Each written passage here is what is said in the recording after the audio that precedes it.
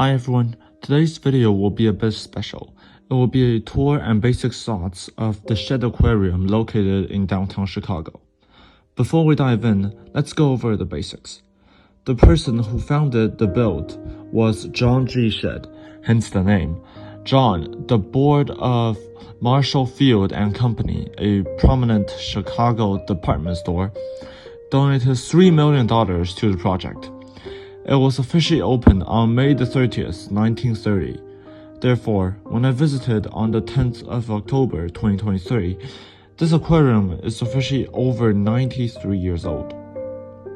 Fun fact, the Natural History Museum next to the aquarium houses 2 elephant specimens that were there since 1909. Both centers have been renewed over the years, but it still gives us an overview of how the city of Chicago puts together the element of new and old together.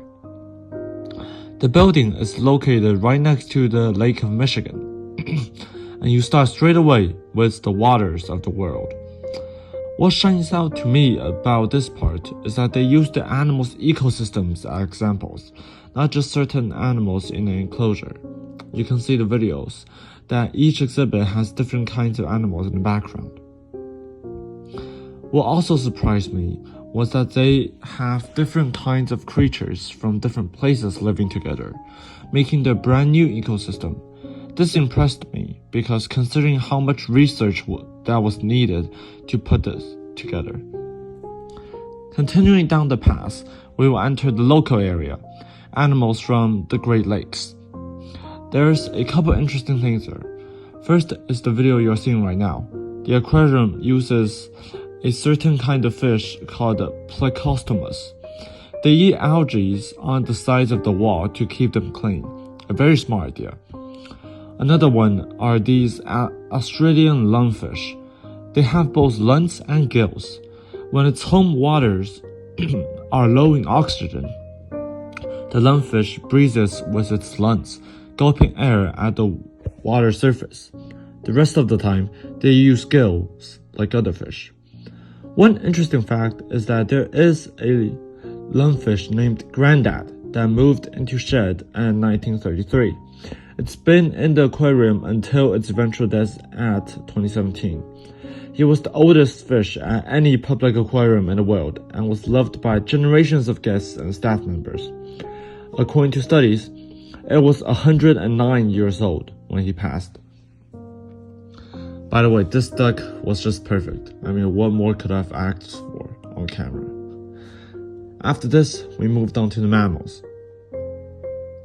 I knew what I was getting to when I saw dolphins, for them being one of, if not my favorite animals. I think the aquarium did a fair job for the dolphins, a relatively vast area. We can see them from underwater or at the area where dolphins shows are displayed. This could go both sides, and I only really wanted to say that I just hope the dolphins will get released one day and others will come in. These are some of the most intelligent creatures on the planet, and I just hope that they don't live their entire lives in a tank. The beluga whales is also something that shocked me. Again, just like the dolphins, they have an immense sized enclosure. What shocked me more was that the amount they had. We can see 8 in the tank. Belugas live in groups of 5 to 25. So in such a closed-up space, they did a pretty impressive job. If I'm going to say one thing bad about the aquarium, it's probably the California sea lion exhibit. The enclosure was extremely small, and there's only one. The California sea lion is a very social animal, so to put this sea lion next to 2 extremely large tanks and to leave it by itself, this will need an upgrade for sure. The coral reef station was really nicely done. It had all sorts of animals, reef sharks, lobsters, clownfish, and others. People can honestly stay in that place for hours, but unfortunately there was a line. But still very well done in terms of the animals' living environment. The last part was a touch bowl, and it's a really big touch bowl. It basically was like a race car track, but for a manta race. Their skins were very slippery when touched, but they also seemed to be kind of afraid of humans, considering them trying to swim close to the middle of the pool. I'm not sure if they don't like to be touched or they just see us being so massive compared to them and just runs away.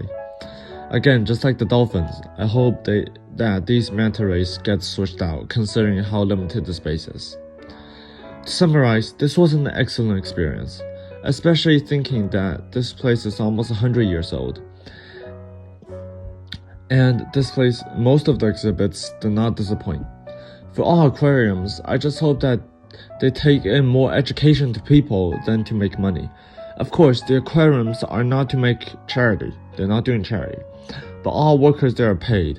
And I feel that an aquarium will not be one of the ones that I would like to see.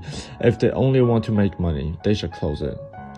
I only talked about the dolphins and manta rays on this topic, but all animals do and should have an opportunity to enjoy their real home, even for the very well-made coral reef section. Anyways, thank you for everyone who watched to the end, and I hope I can visit more aquariums in the future and share with you guys. Thank you.